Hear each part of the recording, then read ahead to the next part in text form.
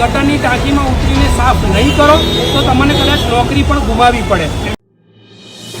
અમદાવાદની યુએન મહેતા હોસ્પિટલમાં ડ્રેનેજ લાઇનની સફાઈ દરમિયાન થયેલી દુર્ઘટનાએ ગંભીર સવાલો ઊભા કર્યા છે. મળતી માહિતી મુજબ 3 હાઉસકીપિંગ કર્મચારીઓને પૂરતી સુરક્ષા વ્યવસ્થા વિના ડ્રેનેજ લાઇનમાં ઉતારવામાં આવ્યા હતા. આ દુર્ઘટનામાં 1 કર્મચારીનું મોત થયું છે, જ્યારે અન્ય 2 કર્મચારીઓ સારવાર હેઠળ છે. આ ઘટનાને લઈને આમ આદમી પાર્ટીના પ્રદેશ મુખ્ય પ્રવક્તા ડોક્ટર કરણ બારોટ અને હોસ્પિટલ કેર કમિટીના પ્રદેશ અધ્યક્ષ વિનોદ પરમાર સહિતના નેતાઓએ હોસ્પિટલની મુલાકાત લઈને પીડિત પરિવારને ન્યાય અને યોગ્ય વળતરની માંગ કરી છે. આપનો આરોપ છે કે કર્મચારીઓ પર કામ કરવા માટે દબાણ કરવામાં આવતું હતું અને સુરક્ષા સાધનો વિના જોખમી કામ કરાવવામાં આવ્યું. પાર્ટીએ જવાબદાર કોન્ટ્રાક્ટ કંપની તેમજ સંબંધિત અધિકારીઓ સામે કડક કાયદેસરની કાર્યવાહી કરવાની માંગ કરી છે. આ મામલે પોલીસ દ્વારા એફઆઈઆર નોંધાઈ હોવાનું પણ જણાવાયું છે અને સમગ્ર ઘટનાની તપાસ ચાલુ છે.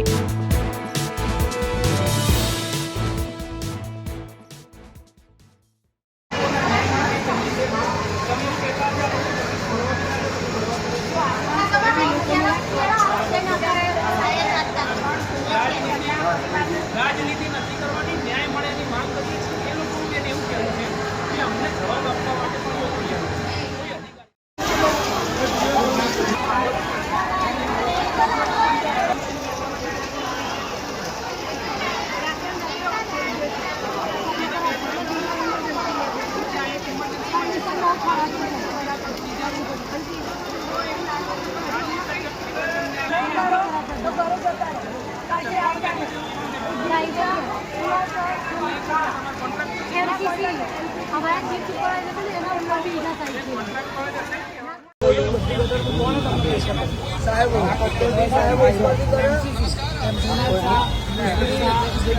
બે વિડીયો, એક આવ્યો અને એક છેલ્લો.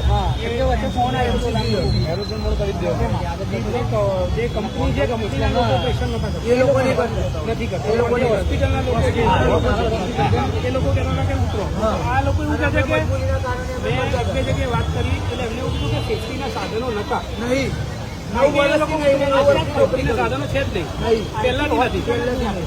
તમારું કામ સફાઈ કર્મચારી તરીકે છે તો તમારે ગટર કામ કરવાનું એવા માણસો નથી જે ગટર અમે મજબૂરીના કારણે કરીએ. મારી બી 2 છોકરી, આની બી 1 છોકરી અને જે છોકરો મરી ગયો ને એની બી 1 છોકરી 3 જ મહિનાની 6 મહિનાની છોકરી અને 1 છોકરો મરી ગયો અને 1 યુવાન.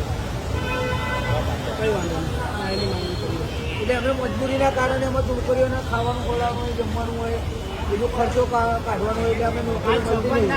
આ સવાર સુધી અમે નમસ્કાર, હું ડૉક્ટર કરણ બારોટ. આજે અમે યુએન મહેતા હોસ્પિટલ ખાતે અહીંયા આવ્યા છીએ અને અમદાવાદની અંદર આજે ખૂબ જ દુઃખદ એક ઘટના બની છે.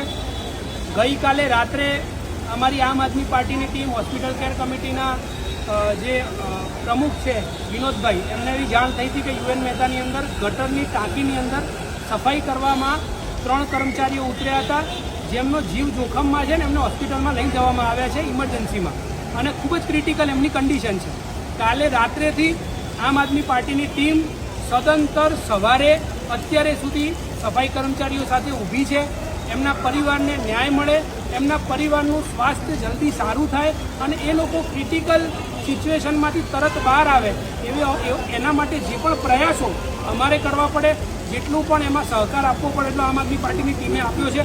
આજે હું અહીંયા પોતે મુલાકાતે આવ્યો હતો, ડીસીપી સાહેબ સાથે પણ મારે ચર્ચા થઈ અને એમાં મેં એમને એવી રજૂઆત કરી છે કે જ્યારે આ કર્મચારીઓને અમે મળ્યા ત્યારે એમનું એવું કહેવું હતું કે કોન્ટ્રાક્ટ કંપની દ્વારા નહીં પરંતુ જે હોસ્પિટલના અમુક લોકો છે એમના દ્વારા પણ એમને એવું પ્રેશર આપવામાં આવતું હતું કે તમે ગટરની ટાંકીમાં ઉતરીને સાફ નહીં કરો તો તમને કદાચ નોકરી પણ ગુમાવવી પડે. આજે ડીસીપી સાહેબને અમે મળ્યા ત્યારે એમને એવું કહ્યું છે કે અમે પ્રાઇમા ફેસી એફઆઈઆર લઈ લીધી છે, અમુક લોકોના નામ પણ એમાં સામેલ છે. અમે જે રજૂઆત લોકોની સાંભળી અને જે અમને લાગી એ તમામ વસ્તુ અમે એમની સમક્ષ રાખી છે. બીજી વસ્તુ કે આજે અમે એવું સ્પષ્ટ કહેવા માંગીએ છીએ અને એવું જણાવીએ છીએ કે જ્યારે આ લોકો અહીંયા આવ્યા છે અત્યાર સુધી કોઈ કર્મચારી જે અકાઉન્ટેબિલિટી લઈ શકે એવો આજે પણ હાજર નથી. એ લોકોને કોઈ જણાવતા નથી કે અત્યારની પરિસ્થિતિ શું છે. આજે અમે નીચે ગયા તો પણ એ એસએમસી કોન્ટ્રાક્ટ કંપનીના કોઈ લોકો હતા નહીં, આરએમઓ પણ મળી નથી રહ્યા. બીજું કે આ વિસ્તારના ધારાસભ્ય પણ હજી લોકોની વચ્ચે દેખાતા નથી. અમે આ સ્પષ્ટપણે સરકારને કહેવા માંગીએ છીએ, કોર્પોરેશનને કહેવા માંગીએ છીએ કે ઉચ્ચમાં ઉચ્ચ અને મોટામાં મોટા સર્જનની જે જીવની કિંમત હોય છે એ જ જીવની કિંમત ગટરની અંદર કામ કરતા એક કર્મચારીની પણ હોવી જોઈએ. આજે અમે રાજનીતિ કરવા નથી માંગતા, પણ આ ઘટનાની અંદરથી શીખ લઈને અને એવો કડકમાં કડક દાખલો બેસાડવામાં આવે કે બીજા કોઈ પણ કર્મચારીઓ આજે અંદર કામ કરવા જતા ડરે નહીં. કેમ કે કોઈ પણ મેજર્સ વગર, સેફટીના સાધનો વગર એમને અંદર ઉતારવામાં આવે અને આજે 22 વર્ષના લોકો મૃત્યુ પામે. એમાંથી એક માણસની તો ખૂબ જ નાની ડોટર છે, પરિણીત છે. આજે એમના પરિવારનું શું, એમના જીવન નિર્વાહનું શું? અને આજે જો ગરીબ અને મધ્યમ વર્ગના માણસોને આપણે કંઈ ગણતા જ ના હોય તો એ આજે સરકારને અમે કહેવા માંગીએ છીએ કે આજે ખૂબ જ નિરાશાજનક એ કહેવાય.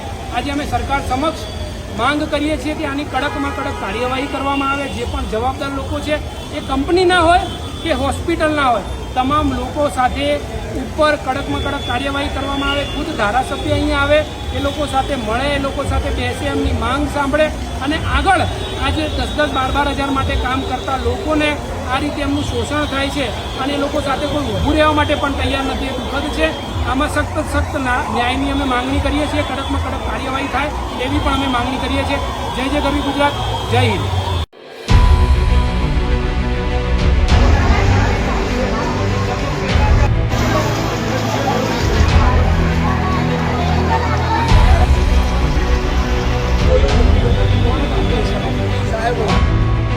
ગટરની ટાંકીમાં ઉતરીને સાફ નહીં કરો તો તમને કદાચ નોકરી પણ ગુમાવવી પડે.